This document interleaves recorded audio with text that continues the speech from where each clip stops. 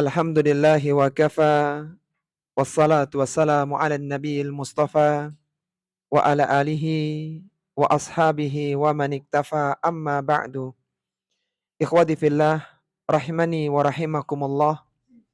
Alhamdulillah, kita bersyukur kepada Allah subhanahu wa ta'ala yang mana di sore hari ini kita kembali dipertemukan oleh Allah subhanahu wa ta'ala di majelis ilmu yang mulia. Sebuah majelis yang orang-orang yang menghadirinya adalah orang-orang yang dikehendaki kebaikan oleh Allah Subhanahu wa taala, sebuah majelis yang orang-orang yang duduk di dalamnya ditinggikan derajatnya oleh Allah Subhanahu wa taala baik di dunia maupun kelak di surga, dan majelis yang orang-orang yang menghadirinya tidak akan merasakan kesengsaraan selamanya. Para jamaah rahimani wa rahimakumullah, pada kesempatan sore hari ini kita akan mengkaji satu hadis qudsi yang diriwayatkan dari sahabat yang mulia Abdullah bin Abbas radhiyallahu taala anhuma.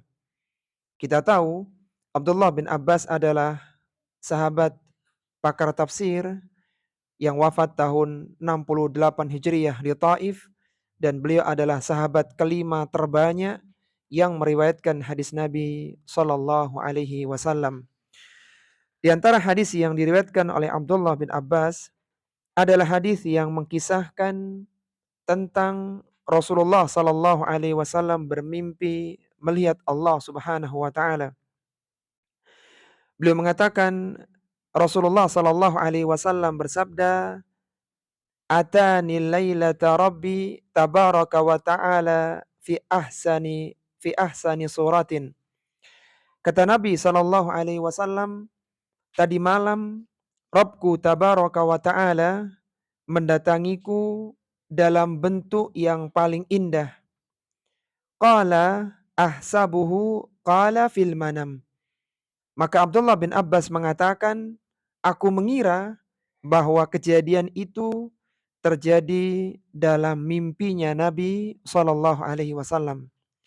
Faqala, maka Allah Subhanahu wa taala berfirman, dan disinilah di antara letak hadis qudsinya, yaitu firman Allah Subhanahu wa taala yang terdapat dalam hadis-hadis Nabi sallallahu alaihi wasallam.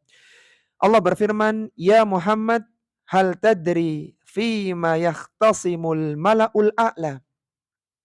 Kata Allah Subhanahu wa taala, "Wahai Muhammad sallallahu alaihi wasallam, apakah engkau tahu apa yang diperdebatkan oleh mala'ul a'la, oleh malaikat yang tinggi yang ada di langit?" Qala qultu la. Kata Nabi, tidak, aku tidak tahu ya Allah. Qala fawadda'a yadahu baina katifayya hatta wajaddu bardaha baina thadiyayya. Kemudian Allah Subhanahu wa taala meletakkan tangannya di antara dua pundak Nabi sallallahu alaihi wasallam sehingga belum merasakan kesejukan sampai ke dadanya.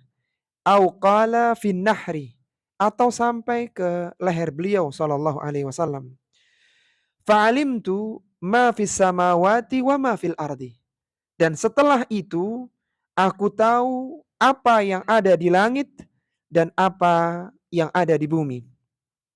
Qala, kemudian Allah Subhanahu wa taala kembali bertanya, "Ya Muhammad, hal tadri fi ma yahtasimul mala'ul a'la?" Wahai Muhammad sallallahu alaihi wasallam, apakah sekarang engkau tahu apa yang diperdebatkan oleh Mala'ul A'la? Qultu na'am. Kata Nabi, iya, aku tahu ya Allah. Qala fil kaffarat. Para malaikat-malaikat yang tinggi itu, mereka berdebat tentang al-kaffarat.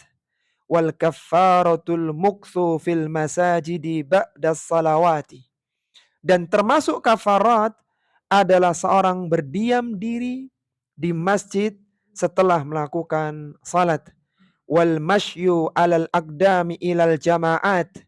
Di antara kafarat adalah seorang berjalan kaki untuk menghadiri salat berjamaah.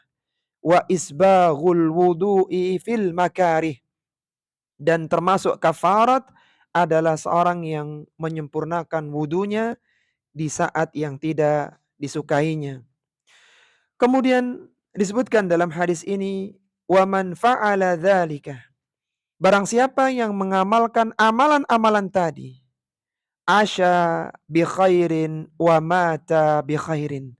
Maka dia akan hidup dalam kondisi bagus dan meninggal dalam kondisi yang baik pula. Wa kana min khati'atihi kayaumi waladathu ummuhu. Dan untuk dosa-dosanya akan dihapuskan seperti di hari dia dilahirkan oleh ibunya. Wa qala ya Muhammad. Kemudian Allah Subhanahu wa taala kembali berfirman, wahai Muhammad sallallahu alaihi wasallam, idza sallaita, apabila engkau salat, faqul, maka katakanlah dalam salatmu itu, Allahumma inni as'aluka fi'lal khairat wa tarkal munkarat wa hubbal masakin wa idza aradta bi ibadika fitnatan faqbidni ilaika ghaira maftunin.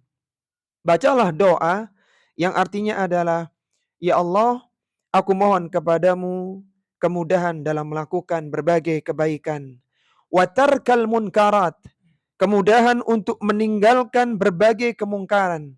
Wa hubbal masakin, mencintai orang-orang miskin. Wa idza aradta bi ibadika fitnatan, kalaulah engkau ingin menimpakan fitnah kepada hambamu, faqbidni ilaika ghaira maftunin, maka wafatkanlah aku kepadamu dalam kondisi tidak terfitnah.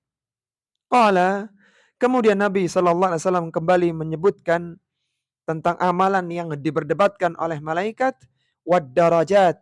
Selain berdebat masalah al-kafarat, malaikat juga berdebat masalah ad-darajat. Apa itu ad-darajat? Ifsa'us salam wa it'amut ta'am wa salatu bil laili wan nasu niyam. Amalan ad-darajat adalah menyebarkan salam, memberi makan, dan salat di malam hari ketika manusia sedang terlelap dalam tidurnya. Hadis ini adalah hadis yang diriwayatkan oleh Imam At-Tirmidzi dalam sunannya nomor 3233. Hadis ini adalah hadis yang sahih, disahihkan oleh Syekh Al-Albani rahimahullahu taala dalam Sahihul Jami'nya nomor 59. Dari hadis yang mulia ini, para jamaah rahimani wa rahimakumullah, kita bisa mengeluarkan 9 faidah. Ada 9 pelajaran yang bisa kita keluarkan dari hadis tentang mimpinya Rasulullah sallallahu alaihi wasallam melihat Allah Subhanahu wa taala. Pelajaran yang pertama, bahwa Rasulullah sallallahu alaihi wasallam dapat melihat Allah Subhanahu wa taala dalam mimpi.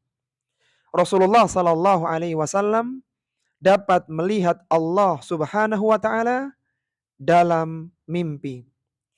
Pelajaran yang pertama ini terambil dari bagian awal hadis, atani lailata rabbi tabaraka wa ta'ala fi ahsani suratin qala ahsabuhu qala fil manam.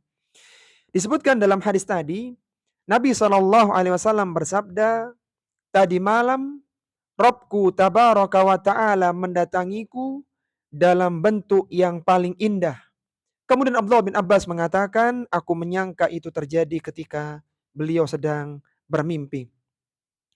Ahlussunnati wal jamaah, mereka bersepakat, ijma, bahwa orang-orang yang beriman tidak akan pernah bisa melihat Rabb-nya dengan kedua matanya ketika mereka masih hidup di dunia. Sebagaimana sabda Nabi SAW dalam hadis Muslim, beliau SAW menyatakan, ta'allamu annahu lan yara ahadun minkum rabbahu azza wa jalla hatta yamuta. Kata Nabi SAW, ketahuilah bahwasannya salah seorang di antara kalian tidak akan pernah bisa melihat Rabb-nya azza wa jalla hatta yamuta, sampai dia meninggal dunia. Sehingga kalau ada seorang manusia yang ingin bertemu dengan Allah Subhanahu wa taala, bahkan dia ingin melihat Allah Subhanahu wa taala, maka dia harus meninggal terlebih dahulu. Karena manusia yang masih hidup, dia tidak akan pernah bisa melihat Allah Subhanahu wa taala. Sampai pun Nabi yang mulia di kalangan Bani Israel, yaitu Nabi Musa alaihi salatu wassalam, Nabi yang pernah berdialog dengan Allah Subhanahu wa taala secara langsung di Bukit Tur Sinai, tapi beliau alaihi salatu wassalam tidak bisa melihat Allah Subhanahu wa taala. Dan ini adalah akidah Ahlus Sunnati wal Jamaah.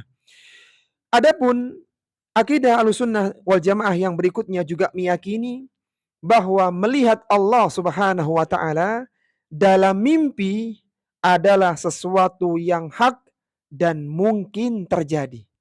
Jadi kalau melihat dengan kedua mata kepala ketika masih hidup, ketika terjaga, maka ini mustahil.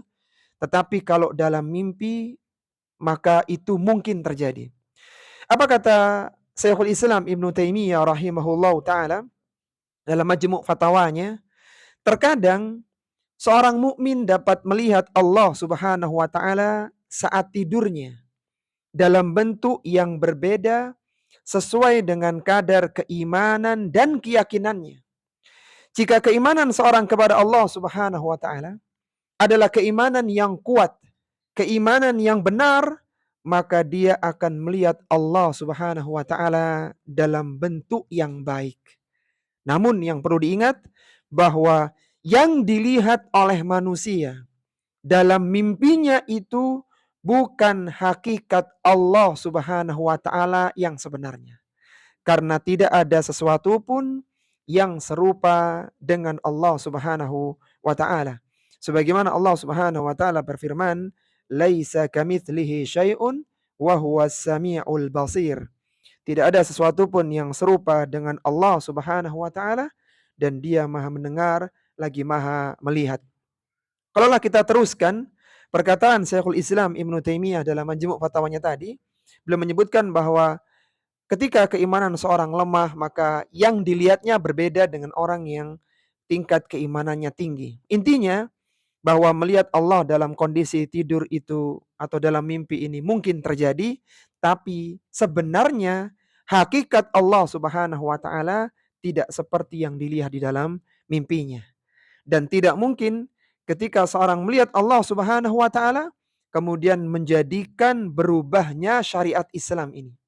Suatu ketika Al-Imam Al-Ghazali rahimahullahu taala, beliau ditemui oleh sesuatu yang menyatakan diri sebagai Allah Subhanahu wa taala.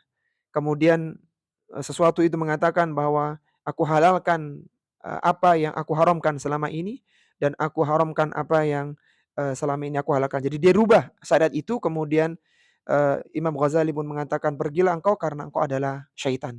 Kemudian ditanya, dari mana engkau tahu bahwasanya aku ini syaitan? Karena tidak mungkin Allah menghalalkan sesuatu yang sebelumnya telah Allah haramkan. Jadi tidak mungkin kalau dalam suatu mimpi kemudian menjadikan perubahan syariat, maka itu sesuatu yang dusta, yang salah ya. Baik, ini pelajaran yang pertama bahwa Rasulullah Shallallahu Alaihi Wasallam dapat melihat Allah di dalam mimpinya. Kemudian pelajaran yang kedua, Allah Subhanahu Wa Taala memberikan ilmu kepada Rasulullah Shallallahu Alaihi Wasallam. Allah Subhanahu Wa Taala memberikan ilmu kepada Rasulullah Sallallahu Alaihi Wasallam. Sebagaimana disebutkan dalam potongan hadis, faqala ya Muhammad, hal tadri fima yakhtasimul mala'ul a'la? Qala qultu la. Qala fawada'a yadahu baina katifayya hatta wajaddu bardaha baina thadiyayya au qala fin nahri fa'alimtu ma fis samawati wa ma fil ardi. Ketika Nabi Shallallahu Alaihi Wasallam ditanya, wahai Rasulullah, wahai Muhammad Shallallahu Alaihi Wasallam, apakah engkau tahu apa yang diperdebatkan oleh Malaul A'la? Maka awalnya beliau mengatakan, la, aku tidak tahu ya Allah. Kemudian Allah pun meletakkan tangannya ke pundak Nabi Shallallahu Alaihi Wasallam sehingga beliau merasakan rasa dingin, sampai ke dadanya, bahkan sampai ke lehernya. Kemudian beliau mengatakan, fa'alimtu ma fis samawati wa ma fil ardi. Setelah itu, aku tahu apa yang ada di langit dan apa yang ada di bumi. Allah Subhanahu wa taala memberikan ilmu ke dalam hati Rasulullah sallallahu alaihi wasallam. Kita tahu qalbun, hati dalam Islam, dalam Arab ya, dalam istilah Arab, dalam agama kita, fisiknya itu adalah jantung. Jadi bukan empedu ya, tetapi jantung itu maksudnya qalbun yang dimaksudkan dalam nas-nas dalil. Dan posisi jantung manusia secara umum berada di dada di antara dua pundaknya. Jadi ketika seorang ini disentuh bagian pundaknya, maka dia akan merasakan sentuhan itu sampai ke dadanya, sampai ke hatinya. Sehingga Nabi Shallallahu Alaihi Wasallam ketika disentuh oleh Allah Subhanahu Wa Taala dengan tangannya yang mulia, maka beliau pun merasakan kesejukan, merasakan ketenangan di dadanya, bahkan sampai ke lehernya, dan beliau pun mendapatkan ilmu dengan cara seperti itu. Sehingga beliau pun tahu jawaban atas pertanyaan yang disampaikan oleh Allah Subhanahu wa taala. Jadi dengan demikian maka Nabi pun Shallallahu alaihi wasallam mendapatkan ilmu atas pertanyaan yang diajukan kepada beliau Shallallahu alaihi wasallam. Kemudian pelajaran yang ketiga yang bisa kita keluarkan dari hadis yang mulia Abdullah bin Abbas radhiyallahu taala anhuma, bahwa malaikat bergegas mencatat pahala. Malaikat bergegas mencatat pahala. Faidah yang ketiga ini terambil dari potongan hadis, yaitu pertanyaan Allah Subhanahu wa taala, "Ya Muhammad, hal tadri fima yakhtasimul mala'ul a'la?" Wahai Muhammad sallallahu alaihi wasallam, apakah engkau tahu apa yang diperdebatkan oleh Mala'ul A'la? Mala'ul A'la adalah malaikat-malaikat yang berada di langit yang dekat dengan Allah Subhanahu wa taala. Kita tahu malaikat ini memiliki tingkatan-tingkatan. Malaikat yang paling utama, yang paling mulia adalah malaikat Jibril alaihi salatu wassalam, kemudian malaikat Mikail, dan seterusnya dari kalangan para malaikat-malaikat yang ada di langit.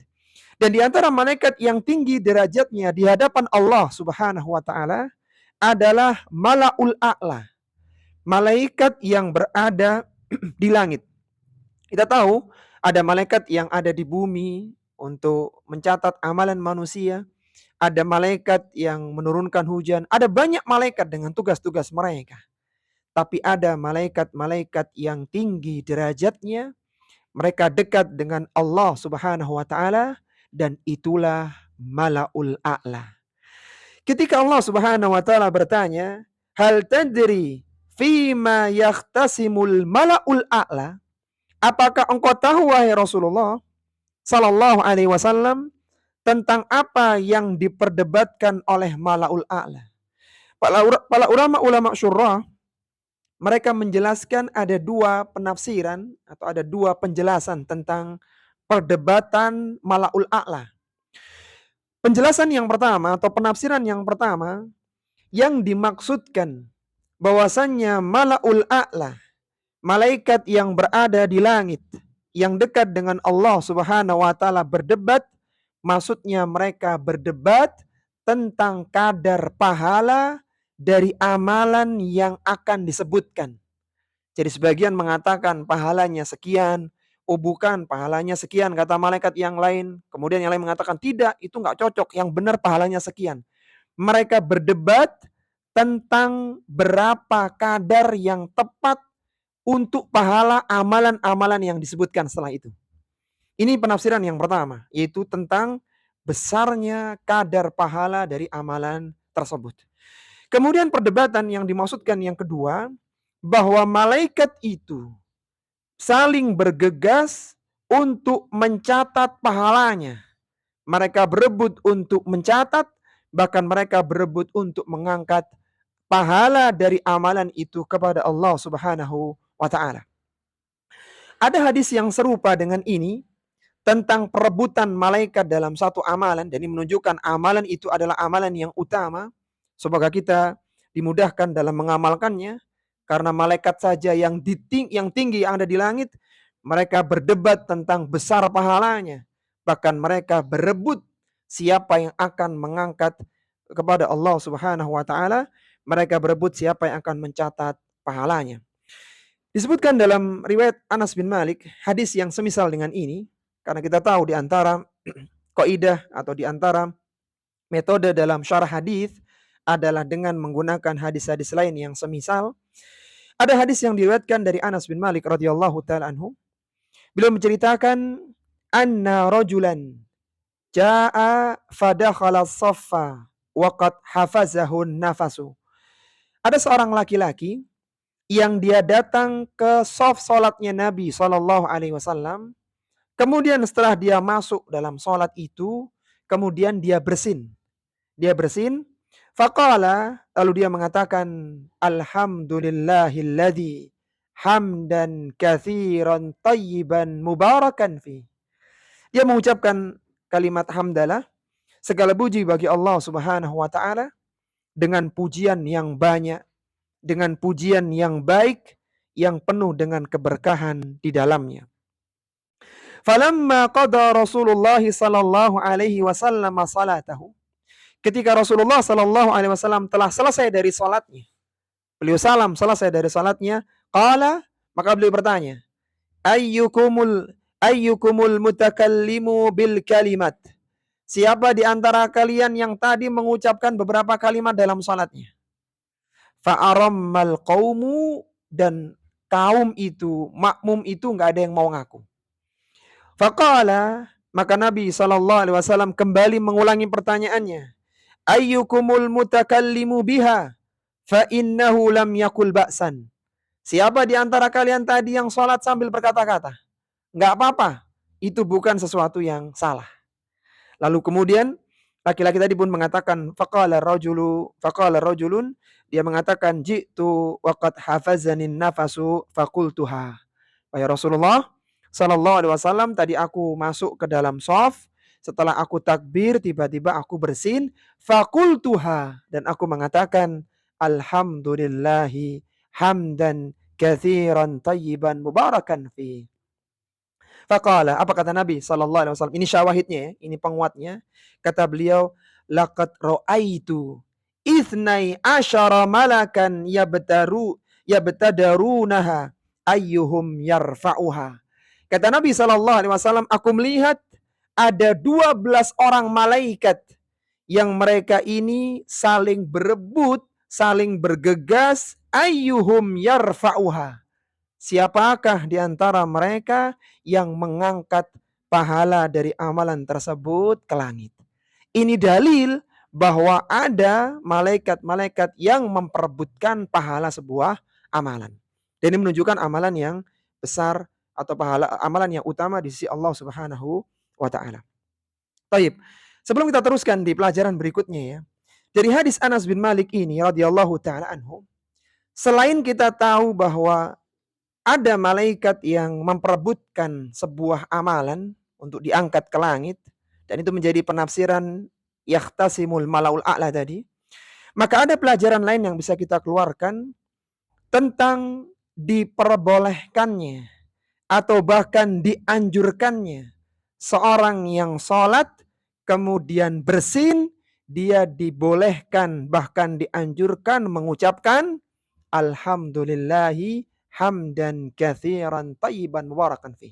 Jadi boleh ketika kita sholat kemudian bersin, kita ucapkan alhamdulillahi hamdan katsiran tayyiban mubarakan fi, atau kalimat yang semisal dengan ini. Misalnya alhamdulillah saja, atau alhamdulillahi ala kulli hal, dan yang semisalnya. Intinya diperbolehkan. Kecuali dalam satu keadaan, yaitu ketika di tengah-tengah dia membaca Al-Fatihah. Ketika membaca Al-Fatihah, kemudian dia bersin, tidak boleh diputus dengan bacaan hamdalah. Jadi nggak boleh misalnya dia baca Bismillahirrahmanirrahim, Alhamdulillahirrabbil alamin, hacing. Kemudian Alhamdulillah, ini nggak boleh ini. Karena di tengah-tengah bacaan Fatihah tidak boleh. Al-Fatihah adalah sesuatu yang sakral dalam sholat. Sholat seorang tidak sah tanpa ada Al-Fatihah. Kata Nabi Sallallahu Alaihi Wasallam, la salata liman lam yaqra bi Fatihatil Kitab. Tidak ada salat yang tidak ada bacaan Al-Fatihahnya. Sehingga tidak diperbolehkan seorang ini ketika bersin di tengah membaca Al-Fatihah itu disisi dengan hamdalah. Tapi yang selainnya diperbolehkan. Dan yang nggak boleh juga adalah bagi yang lainnya. Jadi misalnya ada orang yang bersin, kemudian dia mengucapkan Alhamdulillah, sebelahnya mengucapkan Yarhamukallah. Nah, ini juga nggak boleh ya, karena dia juga akhirnya berbicara gitu ya, maka tidak diperbolehkan. Tapi kalau mengucapkan hamdalah ketika bersin, maka itu diperbolehkan. Dan ucapan Alhamdulillah ini, para jemaah rahimani wa rahimakumullah, adalah ucapan tasbih yang memenuhi timbangan kebaikan. Kata Nabi sallallahu alaihi wasallam, walhamdulillahi tamla'ul mizan. Dan alhamdulillah itu pahalanya berkah, merekah, memenuhi timbangan kebaikan. Sampai-sampai Nabi Adam alaihi salatu wassalam, ketika beliau pertama kali diciptakan oleh Allah dengan kedua tangannya yang mulia, yang tidak sama dengan makhluknya, kemudian Nabi Adam ini bersin, maka Allah pun mengajari dengan alhamdulillah. Karena bersin setelah mengucapkan alhamdulillah ini adalah sesuatu yang utama. Kita bersyukur atas nikmat Allah Subhanahu wa taala. Yang jelas bahwa kembali dalam bahasan kita, yang dimaksud dengan malaikat itu berdebat, maka maksudnya adalah mereka berdebat tentang kadar pahala amalan tersebut, dan mereka pun berdebat, berebut siapa yang akan mencatat pahalanya. Ini menunjukkan utamanya amalan yang akan disebutkan setelah ini. Kemudian pelajaran yang keempat, bahwa berdiam di masjid setelah sholat menghapuskan dosa. Berdiam di masjid setelah sholat menghapuskan dosa. Pelajaran yang keempat ini terambil dari potongan hadis, itu ketika Nabi Shallallahu Alaihi Wasallam telah diberikan ilmu oleh Allah Subhanahu Wa Taala, kemudian kembali ditanya, apakah engkau tahu wahai Rasulullah Shallallahu Alaihi Wasallam apa yang diperdebatkan oleh Mala'ul A'la? Maka beliau mengatakan, na'am, iya aku tahu ya Allah. Yang mereka perdebatkan ada dua hal. Yang pertama adalah al-kafarat, dan yang kedua ad-darajat. Ini yang mereka perdebatkan. Kemudian beliau menyebutkan fil kafarat wal kafaratul mukthu fil masajidi ba'da salawati. Di antara kafarat adalah seorang yang berdiam diri di masjid setelah menunaikan salat. Al-kafarat adalah amalan yang menyebabkan pelakunya dihapuskan berbagai dosa dan kesalahannya. Jadi kafarat adalah amalan-amalan yang kalau amalan ini dilakukan, maka dosa dan kesalahan pelakunya akan dihapuskan oleh Allah Subhanahu wa taala. Dan di antara bentuk kafarat kata Nabi, al-mukthu fil masajidi ba'da salawati, yaitu berdiam diri di masjid setelah sholat, setelah melakukan sholat. Berdiam diri di masjid atau iktikaf kalau bahasa kita, yang menghapuskan dosa adalah ketika ada niatan menunggu sholat yang berikutnya. Jadi misalnya ada seorang ini sholat, kemudian dia itikaf, maka dia berpahala. Karena itikaf ini berpahala. Kalau diniatkan itikaf, innamal a'malu binniyat. Kalau dia niat tidak ada niat itikaf, maka tidak mendapatkan pahala. Tapi ketika dia niat itikaf, maka dia mendapatkan pahala. Ketika ada niatan dia menunggu datangnya sholat berikutnya, maka itulah yang menjadikan dosa dan kesalahannya diampuni oleh Allah Subhanahu wa taala. Karena hadis yang mulia ini dijelaskan oleh hadis yang lainnya dalam riwayat Abu Hurairah, kata Nabi sallallahu alaihi wasallam, kafaratul khataya, penghapus dosa-dosa. Apa itu? Isbaghul wudu'i alal makarih, menyempurnakan wudu di saat yang tidak menyenangkan. wa i'malul aqdami ilal masajid, dan berjalan kaki ke masjid. Kemudian amalan yang ketiga, wantidharus salati ba'das shalah. Ada kalimat wantidhar, dia menunggu salat ba'das shalah, setelah melakukan salat. Sederhananya begini, misalnya ada seorang yang datang ke masjid maghrib, sebentar lagi maghrib ini, maka dia sholat maghrib, kemudian terbesit dalam hatinya niat menunggu sholat isya. Nah, niat ini menjadikan dosa dan kesalahannya diampuni oleh Allah Subhanahu wa taala. Semakin lama dia menunggu, maka semakin banyak dosa dan kesalahan yang akan diampuni oleh Allah Subhanahu wa taala. Itikafnya berpahala, menghadirkan niat menunggu, menjadikan dosa dan kesalahannya dihapuskan oleh Allah Subhanahu wa taala. Muncul pertanyaan para jamaah rahimani wa rahimakumullah. Apa bedanya antara orang yang iktikaf biasa, ya dia duduk biasa, dengan iktikaf berdiam di masjid tapi ada keinginan menunggu sholat berikutnya? Ya secara umum kan sama ya, sama-sama duduk, sama-sama sama-sama berdiam di masjid. Bedanya kalau seorang itu punya niatan menunggu sholat berikutnya, maka ketika datang waktu sholat, dia akan bergegas. Ketika iqamah, dia akan bergegas. Kenapa bergegas? Karena inilah yang selama ini ditunggu-tunggu. Berbeda dengan orang yang tidak niat menunggu sholat. Jadi ketika adzan santai, iqamah tenang, ya karena nggak nunggu dia. Jadi dia tidak ada keinginan untuk menunggu sholat yang berikutnya. Baik, itu pelajaran yang keempat ya, tentang berdiam diri di masjid dengan niat menunggu sholat menghapuskan dosa. Kemudian pelajaran yang kelima, dari hadis yang mulia Rasulullah Sallallahu Alaihi Wasallam bermimpi melihat Allah Subhanahu Wa Taala, adalah menghadiri sholat berjamaah dengan berjalan kaki menghapuskan dosa. Menghadiri sholat berjamaah dengan berjalan kaki menghapuskan dosa. Pelajaran yang kelima ini terambil dari potongan hadis wal masyu alal aqdami ilal jamaat, dan berjalan kaki menghadiri sholat berjamaah. Sehingga selama tidak ada uzur dan tidak dikhawatirkan menimbulkan masyaqqah, menimbulkan kesulitan, hendaknya seorang muslim menghadiri sholat berjamaah itu dengan berjalan kaki. Karena ini utama.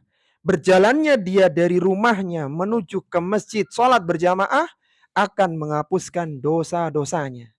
Tapi ketika ada uzur, misalnya usia yang sudah senja, misalnya jarak yang terlampau jauh, tidak mungkin dengan jalan kaki, maka dia boleh menggunakan kendaraan dan itu sama dengan berjalan kaki. Tapi ketika secara hitung-hitungan masih dapat lah kalau jalan kaki, masih mampu dia jalan kaki, dan dia tidak melakukan, maka dia terluput dari keutamaan yang besar ini. Sebagaimana Nabi SAW menyebutkan dalam hadisnya, man tatahhara fi baitihi. Barang siapa yang dia bersuci di rumahnya. Artinya barang siapa yang dia berwudu di rumahnya. Boleh kita wudu di masjid, tapi yang utama kata Nabi, man tatahhara fi baitihi. Barang siapa yang berwudu di rumahnya. Thumma masya ila baitin min buyutillahi. Kemudian kata Nabi, masya, kemudian dia berjalan menuju salah satu rumah di antara rumah-rumah Allah. Dia berjalan ke salah satu masjid dari masjid-masjid Allah Subhanahu wa taala. Untuk apa dia ke sana? Liyaqdiya faridatan min faraidillahi. Untuk menunaikan satu kewajiban dari kewajiban yang Allah berikan kepadanya. Apa keutamaannya? Kanat khatwatahu ihdahuma tahuttu khati'atan wal ukhra tarfa'u darajatan. Maka satu langkahnya akan menghapuskan dosa dan langkah yang lainnya akan meninggikan derajatnya. Jadi semakin jauh dia melangkah, semakin jauh jarak rumah dengan masjidnya dan dia berjalan kaki, maka semakin banyak dosa dan kesalahan yang digugurkan. Para ulama-ulama kita membahas, sebagian dari mereka menyebutkan, kalau melangkah itu jangan panjang-panjang. Jadi melangkahnya itu kecil-kecil aja, supaya semakin banyak langkah ke masjid ya. Dan dibantah oleh ulama yang lain bahwa yang dimaksud dengan melangkah atau berjalan ke masjid itu nggak harus segitunya juga gitu ya. Jadi yang pengaruh itu adalah jaraknya. Ketika jaraknya jauh, meskipun melangkahnya juga panjang-panjang supaya nggak terlambat, maka tetap akan menghapuskan dosa-dosa, bahkan akan meninggikan derajatnya ketika di hadapan Allah Subhanahu wa taala. Ini amalan yang kedua ya, amalan yang menghapuskan dosa. Kemudian yang keenam, faedah yang keenam, menyempurnakan wudhu saat kondisi yang tidak disukai menghapuskan dosa. Menyempurnakan wudhu saat kondisi yang tidak disukai menghapuskan dosa. Pelajaran yang keenam ini terambil dari potongan hadis wa isbaghul wudu'i fil makarih. Menyempurnakan wudhu dalam kondisi yang tidak menyenangkan. Yang dimaksud dengan isbaghul wudhu, menyempurnakan wudhu dalam kondisi yang tidak menyenangkan, maksudnya adalah seorang ini memenuhi hak-hak wudhu, hak-hak anggota wudhu pada kondisi yang secara umum tidak disukai oleh manusia. Seperti misalnya kondisi yang sangat dingin. Jadi musim dingin atau sedang berada di gunung, di tempat-tempat yang secara naluri manusia tidak suka menggunakan air karena dingin. Maka kalau ada seorang muslim yang dia sempurna dalam wudhunya, artinya sempurna itu tepat ya, tangan sampai ke siku-siku, ya, wajah sampai ke perbatasan rambut, jadi sempurna secara kualitas dan sempurna secara kuantitas. Jadi pembasuhan dilakukan dengan 3 kali, kemudian pengusapan hanya sekali, sempurna kualitas dan kuantitasnya, maka dengan kondisi semacam itu, dengan wudhu yang semacam itu, menjadikan dosa-dosanya diampuni oleh Allah Subhanahu wa taala. Sebagaimana sabda Nabi sallallahu alaihi wasallam, "Man tawaddaa fa ahsanal wudu'a." Barang siapa yang berwudu dengan wudu yang bagus, fa ahsanal wudu'a. Dan wudu yang bagus adalah wudu yang sesuai dengan contoh Rasulullah sallallahu alaihi wasallam. Wudu yang bagus adalah wudu yang tidak melebihi 3 kali basuhan. Jadi jangan dianggap bahwasanya kalau wudu bagus itu 4 kali, 5 kali. Malah tidak bagus. Jadi yang bagus adalah yang sesuai dengan contoh Nabi sallallahu alaihi wasallam. Maka kata Nabi, kharajat khatayahu min jasadihi. Keluarlah dosa dan kesalahannya dari tubuhnya. Hatta takhruja min tahti azfarihi. Sampai-sampai dosa dan kesalahan itu keluar berguguran dari bawah kuku-kukunya. Jadi ketika kita berwudu kemudian ada air yang bercucuran, maka seolah-olah dosa itu berguguran bersamaan dengan air wudu yang keluar. Air wudu yang menetes setelah digunakan untuk berwudu. Taib. Para ulama kita menyebutkan, ulama syurah menyebutkan bahwa isbahul wudu'i alal makarih, fil makarih, menyempurnakan wudu dalam kondisi yang tidak menyenangkan, selain secara spesifik membahas wudu, itu juga berlaku di toharoh yang lainnya. Juga berlaku. Misalnya, ada seorang yang punya kewajiban mandi junub. Jadi dia harus mandi junub pagi itu dan ternyata kondisinya dingin. Maka ketika dia mandi dengan sempurna, dosanya berguguran. Seperti hadis dalam isbahul wudu tadi. Atau misalnya ada seorang wanita yang dia suci dari haidnya atau suci dari nifasnya, kemudian ketika akan mandi kondisinya dingin. Maka itu pun kalau dia mandi, maka mendapatkan keutamaan kharajat khotoyahu. Keluar dosa-dosa dan kesalahannya. Termasuk yang masuk dalam pembahasan hadis ini, kata para ulama syurah, adalah seorang yang bersuci dari najis. Jadi misalnya seorang ini kena najis di kakinya atau di tangannya dan dingin luar biasa, kemudian dibersihkan. maka pembersihan itu pun menjadikan keluarnya dosa dan kesalahannya. Sebagaimana kias dari wudhu yang tadi kita bahas. Kemudian para jamaah rahimani wa rahimakumullah, Syekh Muhammad Ibnu Shalih Al-Utsaimin menjelaskan ya, supaya kita tidak salah paham dengan hadis yang mulia ini. Tidak harus seorang itu ketika kondisi yang makarih ya, kondisi yang tidak disenangi itu memaksakan diri menggunakan air dingin. Tidak harus. Misalnya ada seorang yang junub atau seorang ingin wudhu, kondisinya agak demam misalnya, dinginnya luar biasa, tidak harus dia memaksakan pakai air dingin. Seandainya dia merebus air terlebih dahulu, memanaskan terlebih dahulu, kemudian berwudu atau mandi, dia tetap mendapatkan keutamaan ini. Jadi jangan dipaksakan harus menggunakan yang dingin. Yang penting secara umum kondisinya tidak nyaman, orang tetap berwudu dengan sempurna, maka dia akan keluar dosa dan kesalahannya. Tapi itu pelajaran yang ke-6 ya. Sekarang kita masuk pada pelajaran yang ke-7, anjuran agar istiqamah dalam mengamalkan amalan penghapus dosa. Anjuran agar istiqamah dalam mengamalkan amalan penghapus dosa. Disebutkan dalam potongan hadis, "Wa man fa'ala dzalika."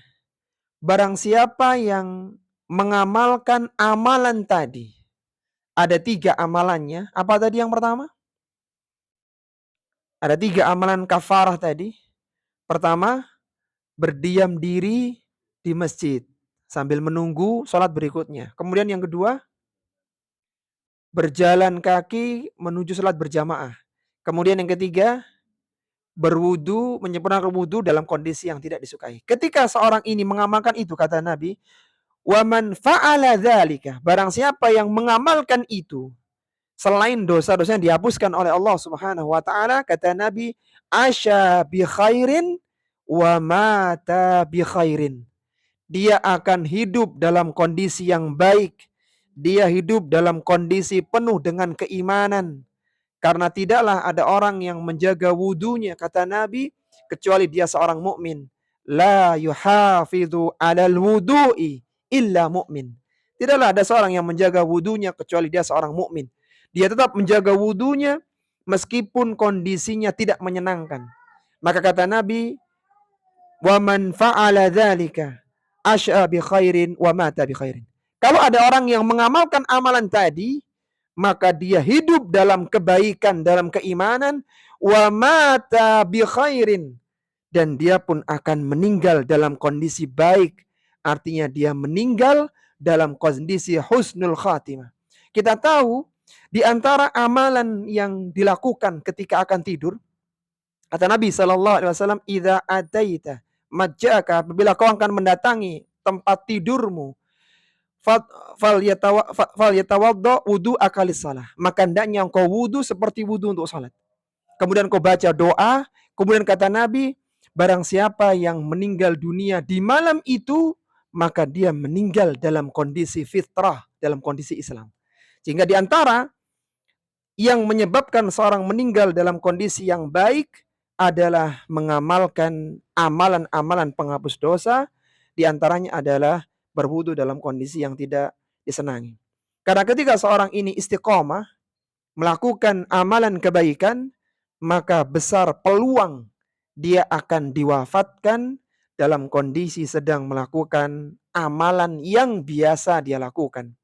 Dan amalan yang menjadi penentu adalah amalan di akhir usia seorang. Kata Nabi SAW, "Innamal a'malu bi khawatimiha." Sesungguhnya amalan yang menjadi penentu adalah amalan yang dilakukan di akhir usia. Kemudian pelajaran yang ke-8 adalah anjuran untuk memohon kebaikan dan berlindung dari keburukan. Anjuran untuk memohon kebaikan dan berlindung dari keburukan. Faidah yang ke-8 ini terambil dari potongan hadis, qala ya Muhammad idza shallaita faqul Allahumma inni as'aluka fi'lal khairat wa tarkal munkarat wa hubbal masakin wa idza aradta bi ibadika fitnatan fakbitni ilaika ghaira maftunin. Kata Nabi, kata Allah Subhanahu wa taala, wahai Muhammad sallallahu alaihi wasallam, apabila engkau salat, maka ucapkanlah doa ini. Coba kita baca doanya bareng-bareng para jamaah supaya hafal. Allahumma inni as'aluka fi'lal khairat wa tarkal munkar. Kita baca bareng-bareng aja. Allahumma inni as'aluka fi'lal khairat wa tarkal munkarat wa hubbal masakin wa idza aradta bi ibadika fitnatan fakbitni ilaika ghaira maftunin. Baik, silakan dihafal ya. Jadi kalau bisa sebelum pertemuan berikutnya ada tes kayaknya Pak Haris. Yang hafal dapat hadiah umroh gitu kayaknya. Yang ngasih hadiah wallahu alam siapa ya. Baik, sebagai motivasi untuk kita semuanya para jemaah rahimani wa rahimakumullah, doa adalah ibadah kepada Allah Subhanahu wa taala. Sebagaimana sabda Nabi sallallahu alaihi wasallam, ad-du'a'u huwal ibadah. Doa adalah ibadah. Bahkan seorang yang tidak berdoa kepada Allah, maka Allah akan murka kepadanya. Jadi hamba yang baik adalah hamba yang senantiasa berdoa, memohon kepada Allah Subhanahu wa taala. Dari sekian banyak permohonan, dari sekian banyak doa, maka doa yang terbaik adalah doa yang ma'thur, yaitu doa yang ada di dalam Al-Quran atau doa yang diajarkan oleh Nabi Sallallahu Alaihi Wasallam. Dan doa ini para jamaah adalah doa yang diajarkan oleh Nabi dalam hadis yang sahih, hadis Tirmidzi tadi, dan diajarkan langsung dari Allah Subhanahu wa taala. Jadi sanad kita itu muttasil. Kita dapat doa ini dari Nabi Sallallahu Alaihi Wasallam dan Nabi diajari langsung oleh Allah, Rabb pencipta seluruh jagat raya. Sehingga kalau antum ingin berdoa, tidak perlu mengarang doa yang aneh-aneh. Silakan menggunakan salah satunya doa ini. Allahumma inni as'aluka fi'lal khairat, mencakup semua kebaikan. Wa tarkal munkarat, mencakup semua keburukan. Wa hubbal masakin, mencintai orang miskin. Wa idza aradta bi ibadika fitnatan fakbitni ilaika ghaira maftunin. Doa ini para jemaah rahimani wa rahimakumullah adalah doa kita memohon kepada Allah untuk bisa melakukan kebaikan. Betapa banyak orang itu tahu kebaikan, tapi dia tidak mampu untuk melakukan kebaikan itu. Sebagaimana banyak orang-orang yang tahu bahwasannya seorang yang mendatangi, berjalan ke masjid, itu pahalanya besar. Seorang yang mengucapkan hamdalah, bersin, itu pahalanya besar. Seorang yang berdiam, seorang yang berwudu dalam kondisi yang tidak menyenangkan, pahalanya besar, dan seterusnya. Dia tahu, tapi dia belum mendapatkan hidayatut taufik. Dia tidak berminat untuk melakukannya. Maka dia perlu membaca doa ini. Allahumma inni as'aluka fi'lal khairat. Ya Allah, mudahkanlah aku dalam melakukan amalan-amalan yang baik. Dan amalan yang baik adalah yang ikhlas dan sesuai dengan contoh Rasulullah Sallallahu Alaihi Wasallam. Wa tarkal munkarat, dan meninggalkan kemungkaran. Betapa banyak orang yang tahu kemungkaran, keburukan, tapi tidak bisa terlepas. Maka saatnya dia membaca doa ini. Wa hubbal masakin, mencintai orang miskin. Ketika seorang ini mencintai orang miskin, maka akan muncul sikap ketawaduan, sikap rendah hati. Dia tidak sombong. Karena dia tahu di sana ada orang-orang miskin yang dia kasihani, yang dia santuni, yang dia bantu, maka muncul tawadhu pada dirinya. Dan doa yang terakhir adalah wa idza aradta bi ibadika fitnatan fakbitni ilaika ghairu maftunin. Apabila engkau ingin menimpakan fitnah, itu kesesatan untuk hambamu, maka wafatkanlah aku kepadamu dalam kondisi tidak terfitnah.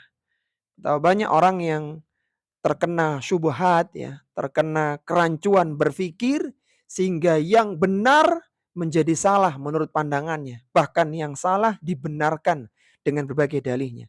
Maka dia perlu baca doa yang mulia ini. Ya semoga kita dimudahkan untuk mengamalkan doa ini ya. Jadi kalau tidak hafal silakan difoto di HP. Kalau mau doa dibuka dulu. Sampai kapan kayak gini? Sampai hafal doanya. Dan insya Allah ketika sering dibaca nanti hafal. Doa yang sangat mudah, doa yang langsung diajarkan oleh Allah Subhanahu wa taala melalui Nabi Shallallahu alaihi wasallam yang mulia. Kemudian pelajaran yang kesembilan adalah anjuran untuk melakukan amalan yang dapat meninggikan derajat. Anjuran untuk melakukan amalan yang dapat meninggikan derajat. Baik, sebelum kita bahas ya pelajaran yang terakhir dari hadis yang mulia ini, coba kita murojaah dulu ya. Ada 9 pelajaran yang luar biasa yang kita keluarkan. Apa tadi yang pertama para jamaah? Rasulullah Shallallahu alaihi wasallam dapat melihat Allah Subhanahu wa taala dalam mimpi. Baik, kemudian yang kedua, Allah Subhanahu wa taala memberikan ilmu kepada Rasulullah Shallallahu alaihi wasallam. Pelajaran yang ketiga, malaikat bergegas mencatat pahala. Tadi di antara bacaan hamdalah ya. Alhamdulillah ketika bersin tadi bagaimana bacaannya? Alhamdulillahi hamdan katsiran thayyiban mubarakan fi. Wah, kayaknya ada 2 PR ini Pak Haris. PR baca hamdalah kemudian sama doa tadi ya. Silakan dites, disiapkan hadiah yang menarik insyaallah. Taib, kemudian pelajaran yang keempat, berdiam di masjid setelah sholat menghapuskan dosa ya. Berdiam di masjid yang menghapuskan dosa itu kalau niatnya menunggu waktu sholat. Taib. Yang kelima, menghadiri sholat berjamaah dengan berjalan kaki menghapuskan dosa. Yang keenam, menyempurnakan wudhu saat kondisi yang tidak disukai menghapuskan dosa. Kok cuma aneh ini yang merojaah ini? Yang ketujuh, anjuran agar istiqomah dalam mengamalkan amalan penghapus dosa. Yang kedelapan, anjuran untuk memohon kebaikan dan berlindung dari keburukan. Yang kesembilan, yang terakhir, anjuran untuk melakukan amalan yang dapat meninggikan derajat. Taib.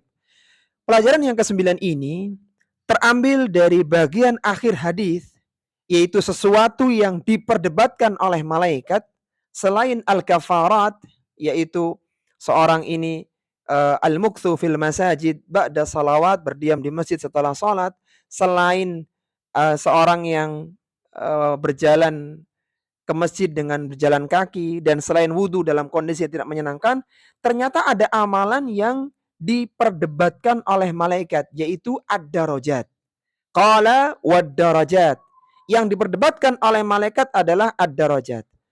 Ad-darajat adalah amalan yang menyebabkan pelakunya ditinggikan derajatnya oleh Allah Subhanahu wa taala. Jadi al-kafarat, amalan-amalan yang menghapuskan dosa, sedangkan ad-darajat adalah amalan-amalan yang meninggikan derajat seseorang di hadapan Allah Subhanahu wa taala. Apa amalan itu? Karena kita tahu ya, surga itu kan bertingkat-tingkat ya. Kata Nabi sallallahu alaihi wasallam, fil jannati mi'atu darajah. Surga itu punya 100 tingkatan. Dan di antara yang menentukan derajat seorang di surga, posisi di surga adalah amalan di dunia. Dan ada amalan-amalan yang paling cepat mengangkat derajat seseorang. Paling cepat. Di antaranya adalah 3. Yang pertama adalah ifsa'us salam, menyebarkan salam, wa it'amut ta'am, memberi makan, wa salatu bil laili wan nasu niyam, dan melakukan salat di malam hari ketika manusia sedang tidur. Baik, ada 3 amalan darajat. Amalan darajat yang pertama adalah ifsa'us salam, menyebarkan salam. Menyebarkan salam ini tidak hanya meninggikan derajat seseorang, tetapi juga akan menumbuhkan kecintaan di antara orang-orang yang beriman. Sebagaimana Rasulullah Shallallahu Alaihi Wasallam bersabda, "La tadkhulunal jannata hatta tu'minu." Kalian tidak akan masuk surga sampai kalian beriman. Wala tu'minu hatta tahabbu. Dan kalian tidak akan beriman dengan sempurna sampai kalian saling mencintai. Awala adullukum ala syai'in idza fa'altumuhu tahabbtum. Maukah kalian aku beritahukan amalan yang kalau kalian amalkan kalian saling mencintai di antara kalian? Afsus salama bainakum, yaitu menyebarkan salam di antara kalian. Jadi menyebarkan salam, memberikan salam kepada sama muslim, maka ini akan meninggikan derajat seseorang. Kemudian ad-darajat yang kedua adalah memberi makan. Dan memberi makan yang paling utama adalah kepada orang-orang yang membutuhkan. Sebagaimana Allah Subhanahu wa taala menyebutkan tentang para penghuni surga yang berada dalam surat Al-Insan, surat di juz 29, Allah Subhanahu wa taala menyebutkan wa yut'imuna ta'ama ala hubbihi miskinan wa yatiman wa asira. Mereka ini dimasukkan ke dalam surga karena mereka dulu biasa memberikan makanan yang disukainya. Wa yut'imuna ta'ama ala hubbihi. Mereka biasa memberikan makanan yang disukainya. Kepada siapa? Miskinan, kepada orang-orang miskin. Wa yatiman, kepada anak-anak yatim. Wa asira, dan juga kepada para tawanan. Jadi kalau memberikan, maka cari yang terbaik. Bukan memberikan sesuatu yang tidak kita sukai. Memberikan makan kepada orang lain adalah amalan yang bisa meninggikan derajat seorang.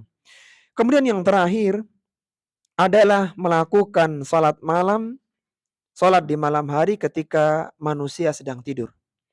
Salat malam diantaranya adalah salat tahajud, adalah salat sunnah yang paling afdol setelah salat fardu.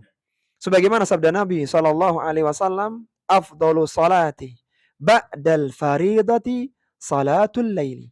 Seutama-utama salat setelah salat fardu adalah salat malam. Kenapa salat malam adalah salat yang utama? Karena ketika seorang salat malam itu menunjukkan keikhlasan dia. Karena tidak dilihat oleh orang lain secara umum. Dan menunjukkan kesesuaian antara hati dengan lisannya. Karena salatnya hukumnya juga sunnah, bukan wajib.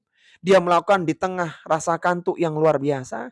Dia berhasil salat, maka ini dia mendapatkan keutamaan. Dan salah satunya adalah akan meninggikan derajatnya di hadapan Allah Subhanahu wa taala. Bahkan saking tingginya derajat orang-orang yang biasa melakukan salat malam, Allah menyediakan di tengah-tengah istananya yang besar di surga sebuah kamar yang sangat indah. Sebuah kamar dari mutiara yang berlobang, yang transparan, yang bagian luarnya tampak dari bagian dalamnya, dan demikian sebaliknya. Dan di dalam kamar itu lengkap berbagai perabotnya, bahkan ada bidadari yang ada di dalamnya. Rasulullah Shallallahu Alaihi Wasallam bersabda, Inna fil jannati ghurafan. Sesungguhnya di dalam surga itu ada sebuah kamar. Kamar yang berada di dalam istana yang besar. Jadi bukan kamar sendirian ya, karena kalau itu nanti kelihatan dalamnya. Jadi kamar yang berada di sebuah istana yang sangat besar, kata Nabi, yura zahiruha min batiniha wa batinuha min zahiriha.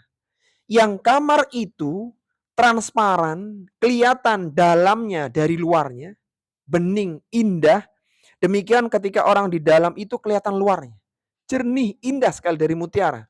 Maka disebutkan dalam sebuah riwayat yang lainnya, kamar itu berbentuk bulat, seperti mutiara berlobang, panjangnya 60 mil. Jadi kamar itu nggak kayak kamar-kamar zaman sekarang yang 3 kali 3 meter ya, tapi besar sekali kamarnya, sangat luas sekali.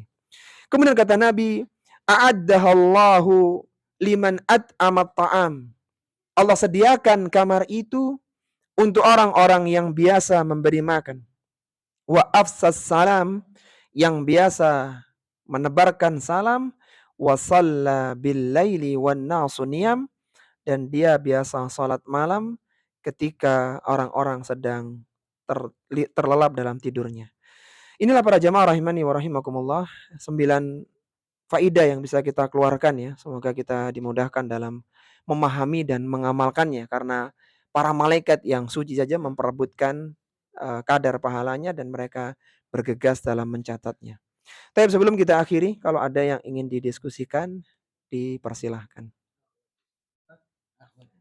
Ji, silakan Pak, silakan. Waalaikumsalam warahmatullahi wabarakatuh. Doa ketika sholat Pak. Sholat fardu maksudnya Pak ya? Siap, Masya Allah. Baik.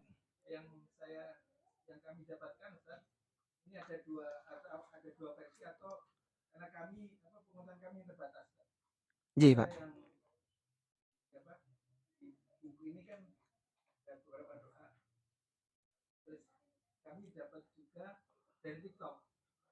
Iya. Sujud terakhir.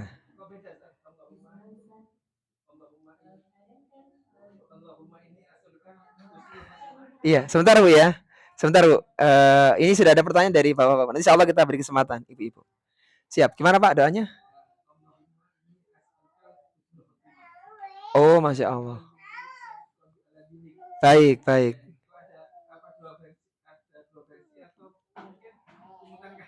Baik, siap, siap. Baik, luar biasa pertanyaannya. Ada 2 pertanyaan Bu dari Bapak-bapak Bu. Yang pertama tentang di manakah posisi doa di dalam sholat tadi ya. Karena kan ada di dalam hadis tadi disebutkan dengan kalimat ya Muhammad idza sallaita faqul, wahai Muhammad sallallahu alaihi wasallam, apabila engkau akan sholat atau ketika engkau sholat maka bacalah doa ini. Baik, para jamaah rahimani wa rahimakumullah. Yang pertama, pada asalnya ya ketika seorang sholat maka tidak boleh mengucapkan ucapan selain bacaan sholat. Sebagaimana sabda Nabi Shallallahu Alaihi Wasallam, Innama hadhihi shalah, sesungguhnya sholat itu isinya adalah tasbih, kemudian takbir, wa qiraatul Quran, yaitu bacaan-bacaan seperti yang ada dalam sholat yang seperti kita hafalkan. Ini pada asalnya.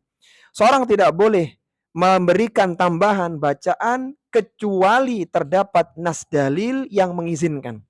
Contohnya disebutkan dalam sebuah riwayat bahwa ketika sujud Nabi Shallallahu Alaihi Wasallam menyebutkan apabila seorang sujud maka itu adalah posisi terdekat dia dengan Allah Subhanahu Wa Taala. Kemudian beliau mengatakan fa'akthir ilaika minad du'a. Atau kama qala Nabi Shallallahu Alaihi Wasallam. Maka perbanyaklah engkau dalam berdoa. Artinya ini menjadi isyarat ketika seorang sujud dan sudah menyelesaikan tasbih sujud subhana rabbiyal a'la atau yang semisalnya, maka dia boleh menambahkan doa-doa. Doanya apa? Secara umum doa-doa yang berbahasa Arab ya. Adapun tadi doa yang disebutkan, ya muqallibal qulub tsabit qalbi ala dinik, Allahumma musarrifal qulub sarrif qalbi ala ta'atik, atau doa yang lainnya itu hanya variasi, Pak. Jadi boleh membaca doa itu, boleh membaca doa ini, boleh membaca doa-doa yang lain. Yang penting berbahasa Arab. Kemudian menempatkan di sujud yang terakhir, maka ini butuh dalil. Ketika tidak ada dalil yang menyatakan di sujud terakhir ada kalimat itu, maka pada asalnya boleh di semua sujud. Boleh semua sujud, karena nggak ada batasannya. Kecuali ada riwayat yang menyebutkan fi sujudil akhir misalnya. Dan ternyata dan sepanjang yang kami tahu nggak ada redaksi yang semacam itu. Intinya di antara waktu berdoa dalam salat adalah ketika sujud.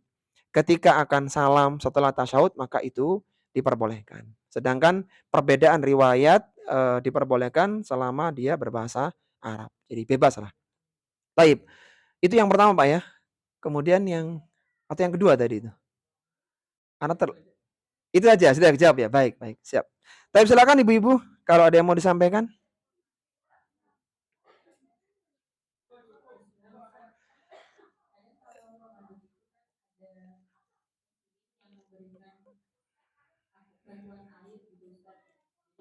Iya. Siap. Oh, baik. Dan dikasih bukan makanan ya, minuman gitu ya. Baik, Masya Allah. Pertanyaan sangat bagus ya. Tentang bagaimana kalau yang diberikan adalah minuman ya. Secara umum akhwati fillah rahimani wa rahimakunallah, apabila itu diberikan ya dengan ikhlas karena Allah Subhanahu wa taala, kemudian diberikan kepada seorang yang membutuhkan meskipun tidak sangat, maka dia berpahala. Namun ketika yang diberikan adalah yang diberi adalah pihak yang lebih membutuhkan, maka pahalanya lebih besar lagi. Meninggikan derajat lebih utama lagi. Jadi secara umum seorang ini bersedekah, memberi ini berpahala, meninggikan derajat.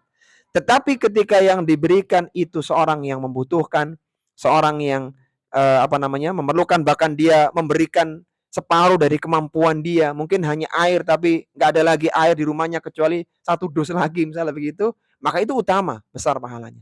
Yang jelas memberi makan, memberi minum akan meninggikan derajat seseorang di hadapan Allah Subhanahu wa taala.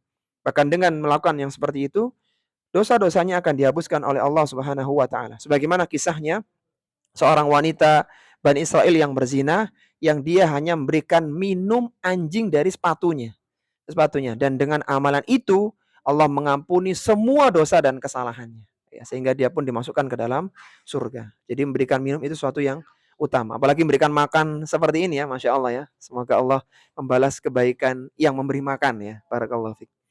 Tapi ada lagi yang lainnya akhwati fillah? Cukup ya? Baik, Masya Allah. Baik, ini yang bisa kita kaji pada kesempatan kali ini. Akhirnya kita mohon kepada Allah Subhanahu wa taala semoga kita diberikan kemudahan di dalam memahaminya dan dalam mengamalkan dalam kehidupan kita. Ana mohon maaf kalau ada hal yang kurang berkenan. Kita akhiri wasallallahu ala nabiyyina Muhammadin wa ala alihi wa sahbihi wasallam. Subhanakallahumma wa bihamdika asyhadu an la ilaha illa anta astaghfiruka wa atubu ilaik wa akhiru da'wana anil hamdulillahi rabbil alamin. Wassalamualaikum warahmatullahi wabarakatuh.